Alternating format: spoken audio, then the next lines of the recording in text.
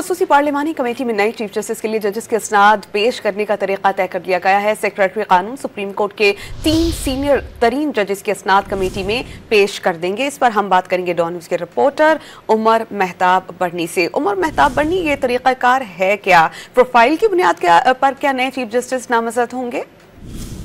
जी बिल्कुल, खसूसी पार्लिमानी कमेटी में नए चीफ जस्टिस के लिए जजेस की असनाद पेश करने का तरीका जो है वो तय किया गया है। और ये तरीका तय किया गया है कि जजेस को उनकी असनाद, उनके क्रेडेंशियल भी जिन्हें हम कहते हैं, उनकी बुनियाद पर परखा जाएगा। ये देखा जाएगा कि जजेस जो हैं उनका कितना एक्सपीरियंस है, क्या क्या जजमेंट्स जो हैं उन्होंने पास की हैं। इसके अलावा जो उनकी मुकम्मल प्रोफाइल है, जिसमें ये भी शामिल है कि वो कहाँ पैदा हुए, कितना टाइम उन्होंने वकालत में गुजारा, उसके बाद किस हाई कोर्ट से जो है वो एलिवेट होकर सुप्रीम कोर्ट में आए हैं। तो ये तमाम चीजें जो हैं आज वफाकी सेक्रेटरी कानून कमेटी के सामने रखेंगे और कमेटी जो है उनकी असनाद और प्रोफाइल की बुनियाद पर जो है नए चीफ जस्टिस को नामजद करेगी। जराये के मुताबिक खसूसी पार्लिमानी कमेटी ने सेक्रेटरी कानून से 3 सीनियर तरीन जजेस की असनाद जो थी वो मांगी थी और खसूसी कमेटी ने मौजूदा चीफ जस्टिस से भी 3 सीनियर जजेस के नाम मंगवाए थे, जिन पर आज गौर होगा कमेटी इजलास में। जी बहुत शुक्रिया उमर मेहताब बर्नी, आप हमें इस बारे में अपडेट कर रहे थे।